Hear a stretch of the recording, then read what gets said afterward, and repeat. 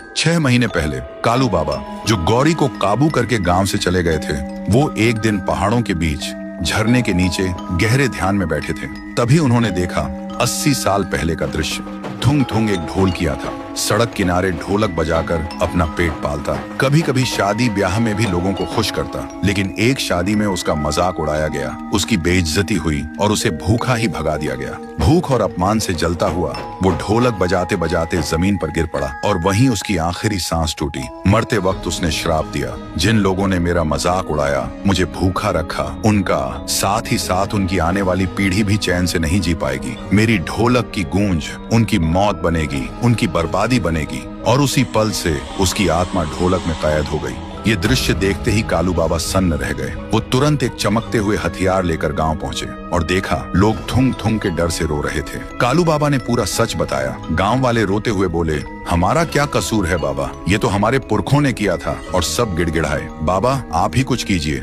नहीं तो इस बार थुंग थुंग हम सबको खत्म कर देगा।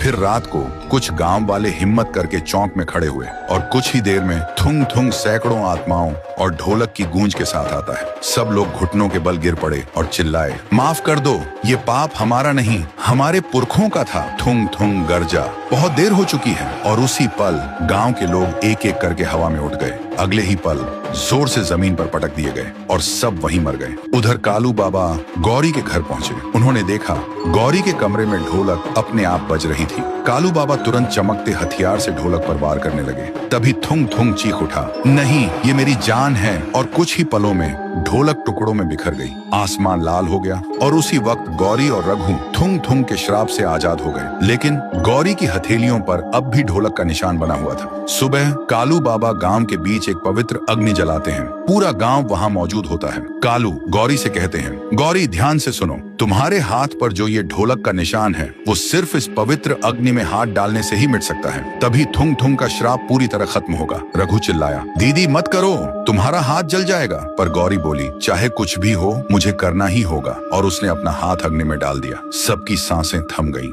लेकिन जब गौरी ने हाथ निकाला तो देखा उसके हाथ को कुछ भी नहीं हुआ और ढोलक का निशान भी मिट चुका था। तभी अचानक अग्नि भड़क उठती है और उसी आग से थुंग थुंग का रूप बनता है। उसके हाथों में वही ढोलक आ जाती है और वो बजाने लगता है इतनी तेजी से कि पूरा गांव कांप उठता है और अगले ही पल आसमान का लाल रंग मिट जाता है। देखते ही देखते सब कुछ खामोश हो गया और तब से गांव वाले सुकून और खुशी से रहने लगे। लेकिन कभी कभी बहुत गहरी रात में हवा के साथ एक धीमी सी आवाज सुनाई देती है, शायद याद दिलाने के लिए कि अपमान और भूख से मरी आत्मा कभी चैन से नहीं सोती।